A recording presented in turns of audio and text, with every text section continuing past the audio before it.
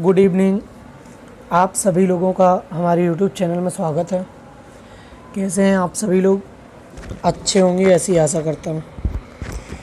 देखिए मित्र, जैसा कि आप सभी को पता है, आज हिंदी की प्रैक्टिस जो 8 बजे से होती है वो आपकी क्लास स्टार्ट हो चुकी है और सभी लोगों को जोड़ने की कोशिश करें ज़्यादा से ज़्यादा, क्योंकि जितने ज़्यादा लोग जुड़ेंगे उतना ही मज़ा आने वाला होगा। और हमने जैसा सभी क्लासों में बताया भी है कि आपकी 8 बजे क्लास हिंदी की होती है और 9 बजे क्लास आपकी जीएस की होती है।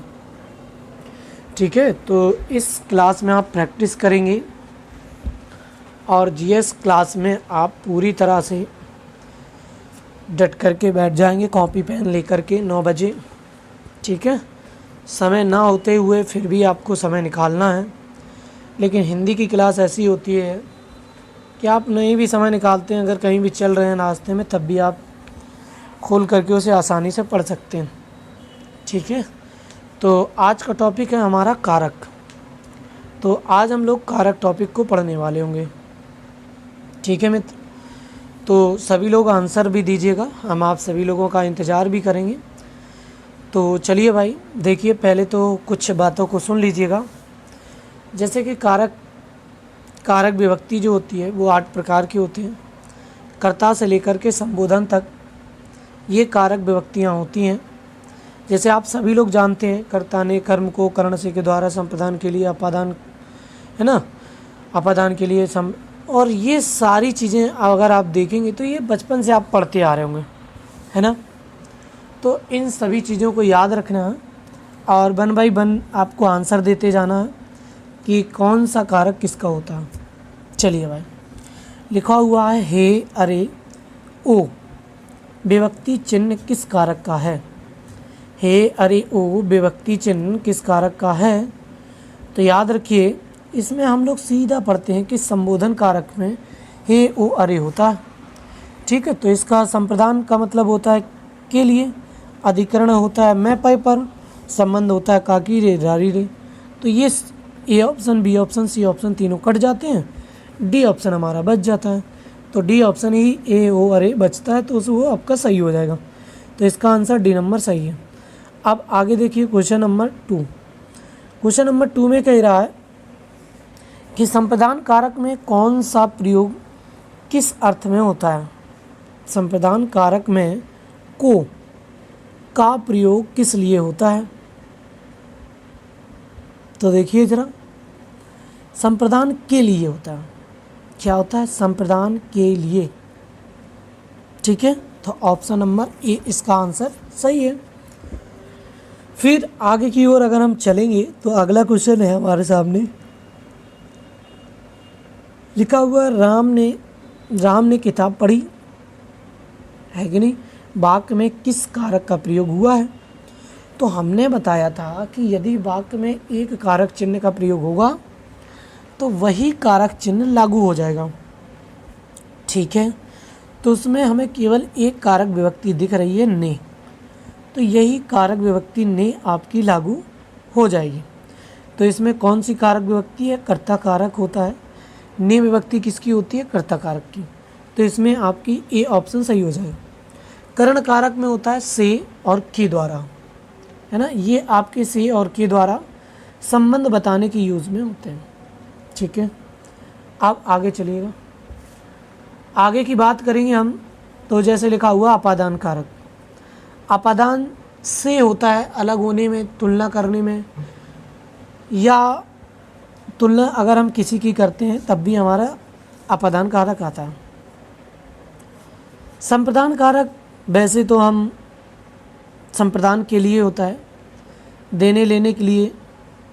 कोई सामान हम देते हैं, जैसे राजा ने गरीबों को दान दिया, तो यहाँ पर को विभक्ति दिखेगी लेकिन यहाँ पर संप्रदान कारक होगा। ठीक है, हाँ भाई, क्वेश्चन नंबर 3 का आपका ए ऑप्शन सही है, कर्ता कारक। ठीक है, क्वेश्चन नंबर 4 आपके सामने आ रहा है, उसका भी आंसर दीजिएगा। जैसे लिखा हुआ है, वे उत्तम संस्कारों से हमें दृढ़ करेंगे। वे उत्तम संस्कारों से हमें दृढ़ करेंगे। वाक्य में किस कारक का प्रयोग हुआ है। तो ध्यान से देखिएगा, इसमें एक कारक है बस, तो जो कारक दिया हुआ है वही हमारा लागू हो जाएगा। देखिए अपादान कारक क्या वो अलग हो रहा है, अपादान से होता है लेकिन क्या अलग होता है भाई, करण कारक में भी से आएगा, अपादान कारक में भी से आएगा, है ना। तो याद रखिए वे हमें संस्कार देंगे, दृढ़ करेंगे उससे, तो ये करण कारक है। अपादान कारक अलग होने में से का यूज़ करते हैं, तो आपका कौन सा अपादान कारक सी हो जाएगा 20 नंबर। ठीक है भाई। हाँ देखिएगा, इसमें भी कई सारे लोगों के गलत आए आंसर, तो आंसर मत गलत दीजिएगा। ये छोटा सा टॉपिक है कारक, और 8 विभक्तियाँ होती हैं हमने बताया, जैसे ITBP BSF वगैरह में। इसमें आपके क्वेश्चन बहुत ज़्यादा आते हैं। ठीक है, बताए हमने कि 8-8 10-10 क्वेश्चन केवल कारक विभक्ति से ही आ जाते हैं, तो इसका आंसर आप ज़रूर देंगे। ठीक है, चलिए भाई आगे देखिएगा। क्वेश्चन नंबर 4 के बाद हम लोग देखेंगे, 4 में आपका ए सही है, 4 के बाद हम लोग बी पर आ जाएंगे, मतलब 5 नंबर क्वेश्चन है। वाक्य में विभक्ति का प्रयोग के अनुसार शब्दों के परस्पर संबंध की दिशा को कहते हैं। सीधी सी बात है कि वाक्य में सतर्कता लाने और संबंध बताने का काम जो होता है वो कौन करता है। तो देखो ज़रा ऑप्शन में क्या लिखा है, लिंग क्या होता है। लिंग क्या होता है तो याद रखो, लिंग शब्द का अर्थ होता है चिन्ह या निशान, लेकिन लिंग जो होता है इसकी अगर हम बात करेंगे तो चिन्ह या निशान होता है। वैसे लिंग जो होता है वो किसी भी व्यक्ति में जेंडर का पता लगाने के लिए इसका यूज़ किया जाता है कि उसमें स्त्रीलिंग है या पुल्लिंग है। अगर वो एक पुरुष जाति का बोध करा रहा है तो लिंग पुरुषवाचक होगा, और अगर स्त्रीवाचक का करा रहा तो कौन सा हो जाएगा, स्त्रीलिंग हो जाएगा। तो लिंग 2 भेद के होते हैं हमारे हिंदी में, जबकि अगर हम बात करेंगे संस्कृत में तो 3 होते हैं। अगर हम बात करें वचन की तो वचन आपके क्या होते हैं, अगर हम संज्ञा का प्रयोग एक के लिए कर रहे हैं तो एक वचन होता है, अगर हम संज्ञा का प्रयोग एक से अधिक के लिए कर रहे हैं तो वो बहुवचन हो जाता है। तो इसके भी हमारे भेद 2 होते हैं। कितने होते हैं हमारे पास, इसके भी 2 हमारे पास भेद होते हैं, किसके, आपके वचन के। आप सुनिए ज़रा ध्यान से, जैसे कि आपके सामने सी नंबर है कारक। कारक को आप जानते हैं कि कारक जो होती है वो वाक्य में संबंध बताने और सतर्कता लाने का काम कारक के द्वारा किया जाता है। तो आपका सी नंबर सही है। ठीक है, उपसर्ग आप जानते हैं किसी भी शब्द के आगे जुड़कर उसका अर्थ परिवर्तित कर देता है, उसे ही हम उपसर्ग के नाम से जानते हैं। ठीक है, समझ गए बात तक को आप। ठीक है भाई आगे चलिए। तो इसका आंसर क्या हो जाएगा, सी नंबर इसका 5 नंबर का सही हो जाएगा। चलिए भाई क्वेश्चन नंबर 6 देखिएगा, क्लास को शेयर करते रहिएगा। और ये जो आंसर दे रहे हैं आप लोग, काफ़ी लोगों के हद तक सही आ रहे हैं, लेकिन कुछ लोग हैं जो गलतियां कर रहे हैं, तो वो भाई गलतियां ना करें, क्यों मजबूर कर रहे हैं हमें, है ना। तो इनके आंसर सही दीजिएगा। कह रहे हैं कि वह धरती पर गिर पड़ा, वाक्य में किस कारक का प्रयोग हुआ है। देखिए मित्र, सखा, बंधु, इसका आंसर है जैसे संप्रदान। संप्रदान में क्या आता है, के लिए। अधिकरण में क्या आता है, मैं पै पर। संबंध में क्या आता है, काकी के, रारी रे, नानी ने। संबोधन में क्या आता है, हे हो अरे। क्या हमें कोई कारक दिख रहा है, बिल्कुल दिख रहा है, पर लिखा हुआ है। तो पर जो होता है वो हमारा अधिकरण कारक में होता है। ठीक है, तो इसका आंसर क्या हो जाएगा, अधिकरण कारक। बी नंबर इसका राइट आंसर है 6 नंबर का। ठीक है मित्र, देखिएगा क्वेश्चन नंबर 6 हो गया। अब हम चलते हैं 7 नंबर क्वेश्चन की ओर। तो देखिएगा क्वेश्चन नंबर 7 आपका क्या सही है। तो कह रहे हैं वह अपने भाग को सराहता रहा, वाक्य में किस कारक का प्रयोग हुआ है। वह अपने भाग को सराहता रहा, वाक्य में किस कारक का प्रयोग हुआ है। देखिए भाई, वैसे इसका आंसर में कुछ है नहीं, अपने भाग को सराहता रहा, ये आपको बताना है कमेंट बॉक्स में। क्वेश्चन नंबर 7 का आंसर क्या होगा जैसा कि कल आप सभी लोगों ने क्वेश्चन नंबर 70 का आंसर दिया था, लगभग सभी का आंसर था आपका सही। अब हम लोग बात करने वाले हैं क्वेश्चन नंबर 7 की। तो 7 का आंसर क्या सही है ये आपको बताना है।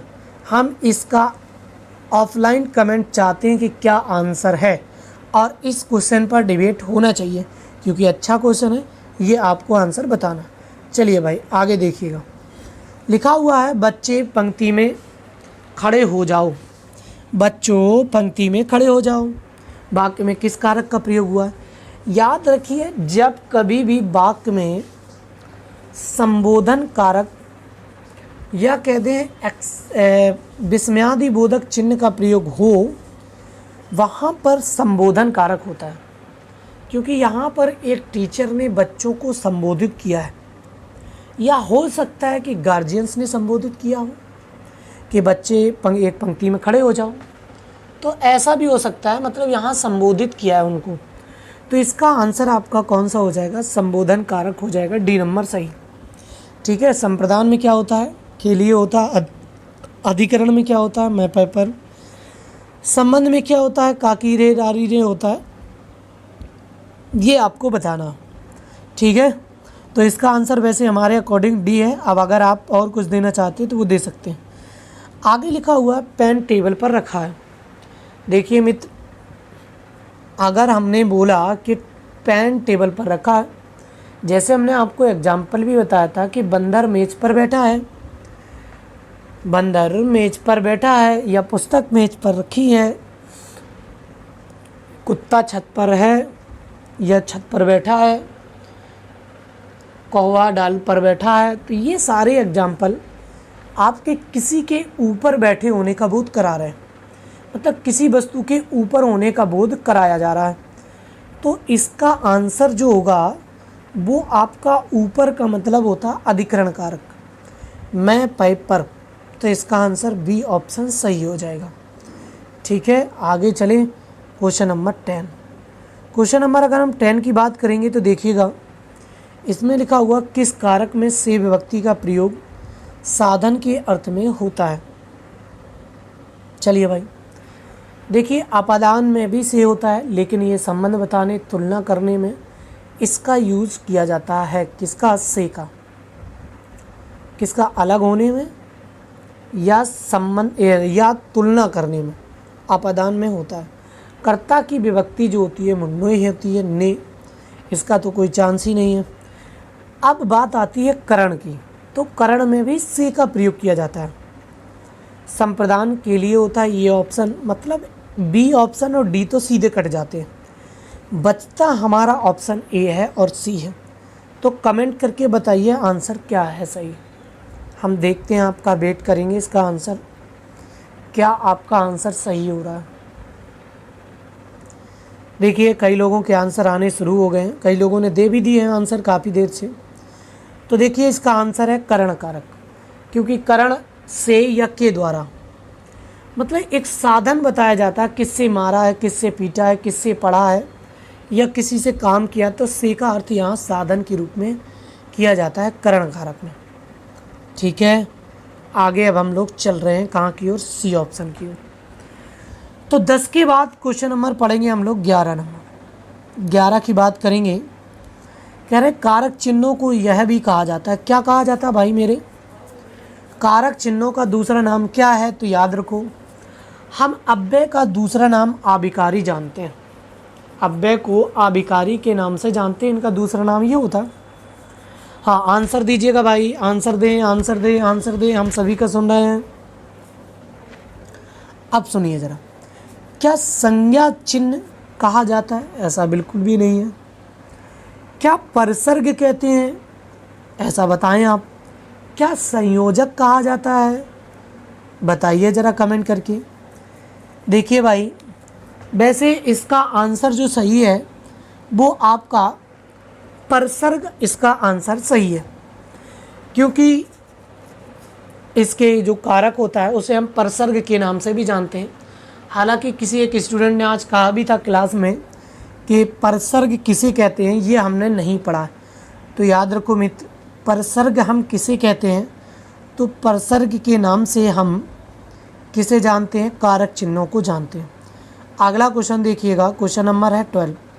कह रहे हैं कारक के कितने प्रकार होते हैं? तो याद रखो, कारक के कुल हमारे पास भेद कितने होते हैं? तो याद रखो 8 होते हैं, 8। तो इसका आंसर आपका बी नंबर सही हो जाएगा। गिनिएगा, कर्ता कारक, कर्म कारक, करण कारक, संप्रदान कारक, अपादान कारक, संबंध कारक, अधिकरण कारक और संबोधन कारक। तो ये आपकी कुल 8 कारक हो जाती हैं। अब आगे देखिएगा, क्वेश्चन नंबर है 13 का आंसर देंगे सभी लोग। लिखा है का की के विभक्ति चिन्ह का कारक है। तो याद रखिएगा, का की के विभक्ति चिन्ह कारक है किसका? तो देखो भाई, का की के विभक्ति चिन्ह जो कारक है ये हमारा बन जाता है किसका? क्या संप्रदान कारक में आता है? नहीं, के लिए आता हो। अधिकरण में आता है? नहीं, मैं पै पर आता है। क्या संबोधन में आता है? नहीं, संबोधन में हे हो अरे आता है। जबकि संबंध कारक में ये कारक विभक्ति आती है, जिसमें हमें दिख रही होती है कौन सी? जिसमें लिखा होता है संबंध, का की के, रा री रे नानी ने। ये शब्द आपके संबंध बताने का काम करते हैं, है कि नहीं मित्र? चलिए आगे देखिएगा, क्वेश्चन नंबर की ओर चलेंगे। 13 के बाद क्वेश्चन, इसका आंसर क्या होगा? तो संबंध, मतलब सी ऑप्शन सही हो जाएगा 13 का। अब क्वेश्चन नंबर 14 आपके सामने है। लिखा है अलग होने के अर्थ में किस कारक का प्रयोग किया जाता है? तो देखो भाई, अलग जब हुआ जाता है तो कौन सी कारक विभक्ति का प्रयोग किया जाता है ये बताना। तो देखिए, संप्रदान कारक के लिए होता है, इसका यूज हो जाता ही नहीं। संबंध कारक संबंध बताने में होता है। संबोधन कारक किसी को संबोधन करने में होता है।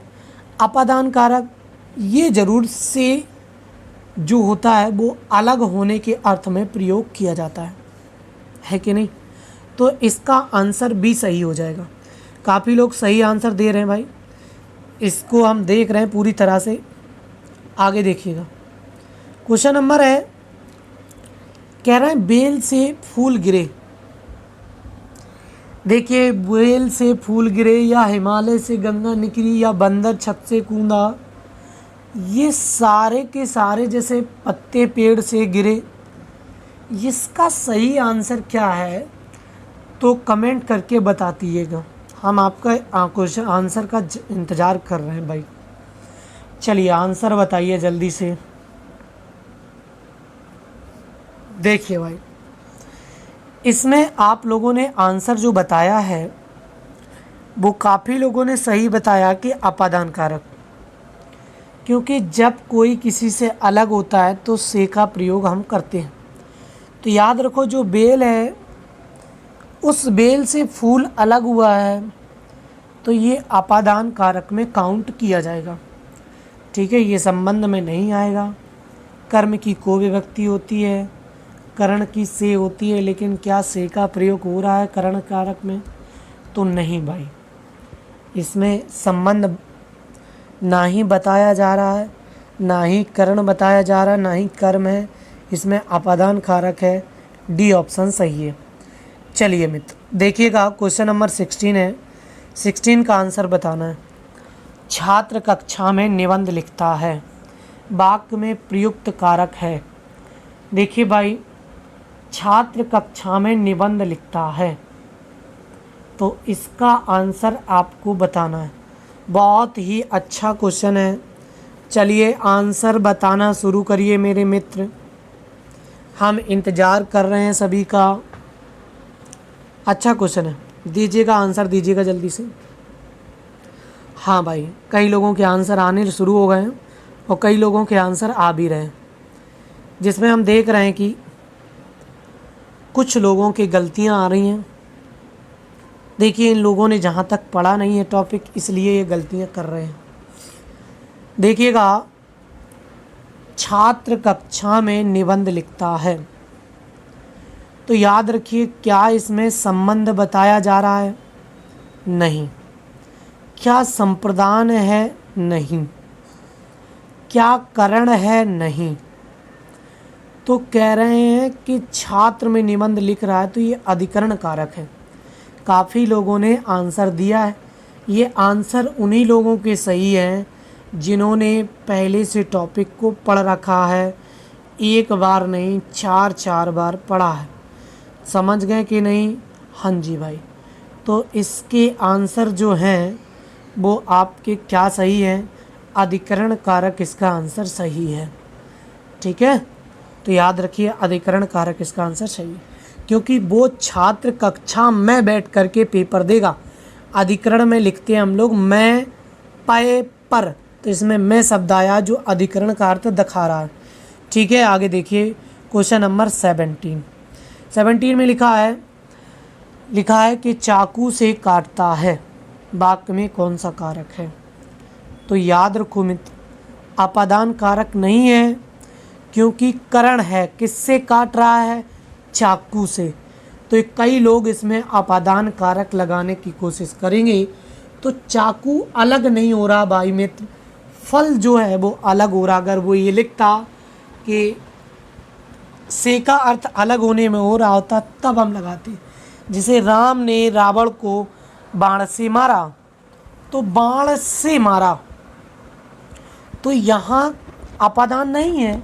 आप सोच रहे होंगे कि बाण मारा गया, तीर वहाँ तक पहुँचा, ऐसा कुछ नहीं भाई। याद रखिए ये बाण से मारा गया, इसके द्वारा मारा गया या चाकू के द्वारा काटा गया, तो ये करण कारक है भाई। ठीक है, ना संबंध है ना कर्म है, इसका आंसर भी सही है। क्वेश्चन नंबर 18 आपके सामने आ रहा, 18 का जवाब दीजिएगा। कह रहे हैं वृक्ष से पत्ता गिरता है। ये एग्जाम्पल हम आपको पहले ही बता चुके हैं। ठीक है, हाँ जी। तो इसका आंसर जो है वो आपका वृक्ष से पत्ता गिरता है, ये आपका अधिकरण कारक नहीं है, कर्म कारक नहीं है, करण कारक भी नहीं है। इसका आंसर सी नंबर है, अपादान कारक इसका आंसर सही बन जाता है। अब आगे देखिएगा, लिखा हुआ है कि वहाँ का करण कारक में एक वचन क्या होगा? जैसे पूछा उसने, वहाँ का करण कारक में बहुवचन होगा, एक वचन होगा। वह शब्द बहुवचन होता है, वाह। तो याद रखो इसका आंसर ए सही है। वैसे ये आपका जो क्वेश्चन है वो सर्वनाम टॉपिक का है, क्योंकि वह सर्वनाम है। वह का हम एक वचन पूछते हैं तो उसने कहा था, वह या उसने या मैंने तो अपने के लिए यूज़ करते हैं ना, तो मैंने शब्द नहीं आएगा, उसने भी नहीं आएगा, उससे नहीं आएगा, मुझसे नहीं आएगा, है ना। तो इसका आंसर क्या होगा? ए नंबर सही होगा, उसने। ठीक है, तो ए नंबर सही है। आगे देखिएगा क्वेश्चन नंबर 20 का क्या आंसर है देखिएगा। 20 का आंसर है मैं का अपादान कारक में बहुवचन होगा। याद रखो मैं का कारक जहाँ हम बात करेंगे तो मैं का कारक बहुवचन में होगा क्या? लिखा होता है कि हमारा, मुझसे, हम पर या मुझे से। तो याद रखिए हमसे, हम पर, हमारा, तो इसका आंसर सही है मुझे। तो इसका आंसर आपका डी नंबर सही बनेगा, मुझसे। तो अपादान कारक होता है से, है ना, अलग होने में। आगे देखिएगा, लिखा हुआ है एक क्वेश्चन है कि मैं बालकनी में बैठा था, इस वाक्य में कारक है। तो क्या इसमें कर्ता कारक हुआ है? नहीं हुआ है। क्या इसमें करण कारक हुआ है? इसका आंसर बताइएगा, नहीं हुआ है। अब आप देखिएगा इसमें जो आंसर दिख रहा है आपको वो आपका कौन सा है? अधिकरण कारक, क्योंकि बालकनी में बैठा है। जैसे हमने अभी एक क्वेश्चन और भी बताया था, उसमें भी आपका आंसर अधिकरण कारक था, तो इसका सी आंसर सही है। आगे देखिएगा क्वेश्चन नंबर है 22 क्या कहता है देखिएगा। मैं विभक्ति चिन्ह कारक का है, वही है अभी हाल बताया, मैं बालकनी में बैठा था। तो मैं शब्द का यूज जो है ना तो संप्रदान में करते हैं, ना संबंध में करते हैं, ना कर्म में करते हैं। इसका हम लोग प्रयोग अधिकरण कारक में करते हैं। समझ गए? तो इसका आंसर जो है वो हम लोग कहाँ करते हैं? अधिकरण कारक में इसका प्रयोग किया जाता है। तो इसका बी नंबर आपका आंसर सही हो जाएगा। चलिए देखिए, क्वेश्चन नंबर है, मुरली गांव से चला गया, वाक्य में कारक है। देखिए भाई, अगर मुरली गांव से चला गया तो वो गांव से दूर हो गया या अलग होने का संबंध या अलग होने का अर्थ दर्शा रहा, तो यहाँ पर अपादान कारक आंसर सही हो जाता है। जबकि कर्म कारक में नहीं होता है, क्योंकि कर्म कारक को होता है संबंध में। आपका कौन सा आता है? संबंध का कि ये रारी नहीं। संबोधन में हे ओ अरे आता है, ये भी नहीं। अपादान कारक आपका आंसर सही हो जाता है। ठीक है, तो क्वेश्चन नंबर आपका 23 का आपका डी नंबर सही है, जो आपको याद रखना है।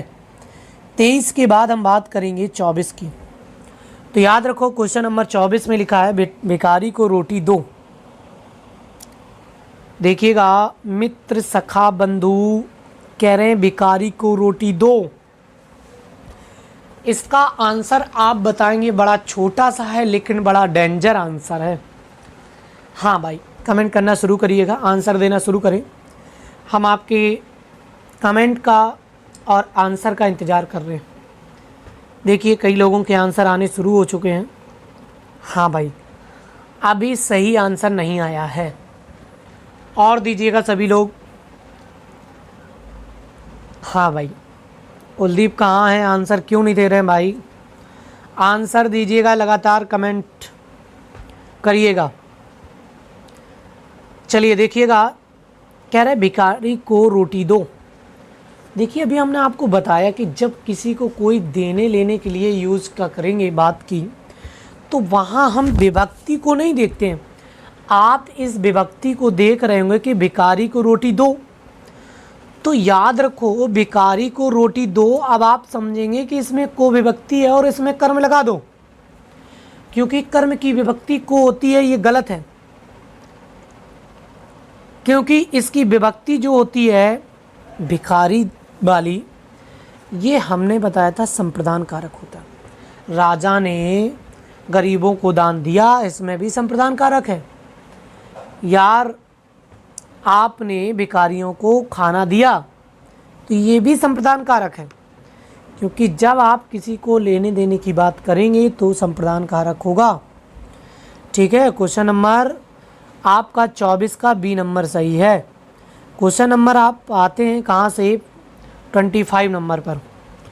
कह रहे हैं पेड़ से फल गिरा, वाक्य में प्रयुक्त कारक है। चलो भाई, वाक्य में प्रयुक्त कारक कौन सा है?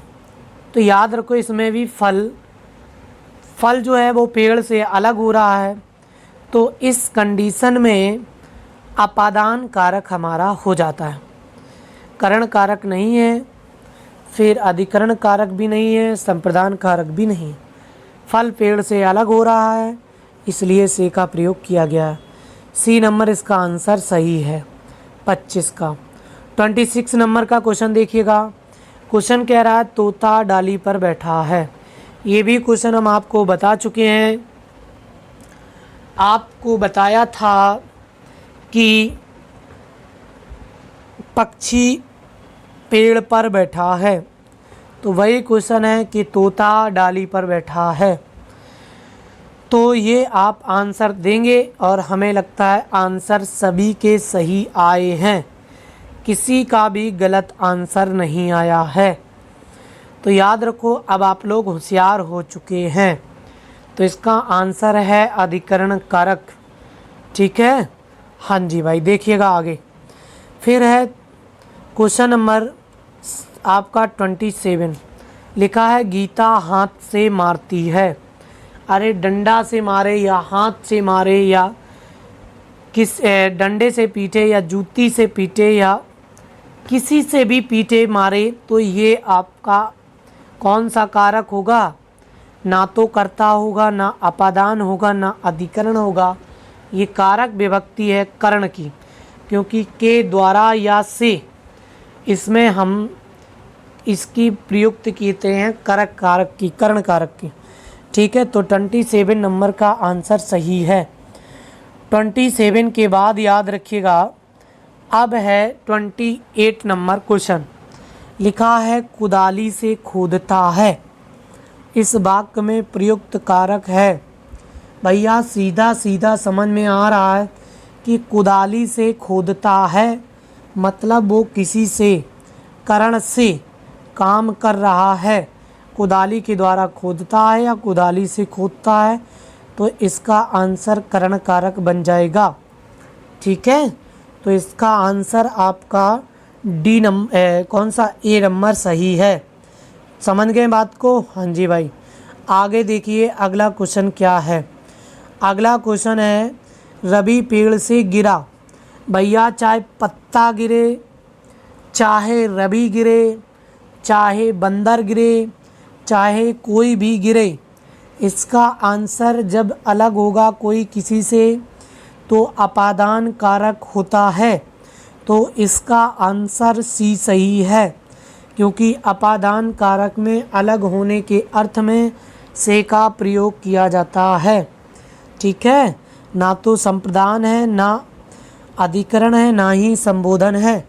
तो इसका आंसर अपादान कारक सी सही है। आगे देखिएगा क्वेश्चन नंबर 30, जो कि आपका आंसर लास्ट है। सभी लोग कमेंट करके सही से आंसर देंगे। लिखा हुआ है ओ अरे में विभक्ति कारक चिन्ह है। इसका आंसर लगभग सभी के सही आ रहे हैं, क्योंकि हे ओ अरे ये संबोधन कारक होता है। ठीक है, अब हम आपसे एक क्वेश्चन पूछ रहे हैं जिसका आंसर आप सभी लोगों को देना है। हम बता रहे हैं कि राम क्वेश्चन आपके सामने पूछ रहे हैं, राम सेब खाता है। राम सेब खाता है, खाता है। ठीक है, एक क्वेश्चन ये आपका 31 नंबर है। 31 नंबर का आप आंसर देंगे कमेंट बॉक्स में। 32 नंबर भी हम आपके सामने लिख रहे हैं। क्वेश्चन क्या लिख रहे हैं कि मोहन ने, लिख रहे हैं मोहन ने सोहन को, लिख रहे हैं सोहन को पीटा, सोहन को पीटा। इसमें भी आपको आंसर कमेंट करके बताना। राम सेब खाता है, 31 क्वेश्चन नंबर है। इसमें आंसर क्या सही है कमेंट करके ज़रूर बताएं 31 नंबर का। फिर है क्वेश्चन नंबर 32, मोहन ने सोहन को पीटा। इसमें कौन सा कारक है? ठीक है, समझ गए बात को? हाँ जी भाई। अगर अब हम लोग बात करेंगे किसकी, तो याद रखिएगा हम लोग बात करने वाले हैं किसकी, तो याद रखिएगा इसका आंसर जो सही हो रहा है आपका, वो हमारे अकॉर्डिंग आप लोग कमेंट करके बताएंगे। एक क्वेश्चन आपके सामने हम और भी लिखने जा रहे हैं जिसका आंसर आप ही को देना है क्या सही होगा। ठीक है, तो इसका आंसर देते रहिएगा। और अब एक क्वेश्चन और भी हम आपके सामने लिख रहे हैं, कौन सा? 33 नंबर। तो याद रखिए 33 नंबर आपका क्वेश्चन लिख रहे हैं। जैसे राम ने रावण को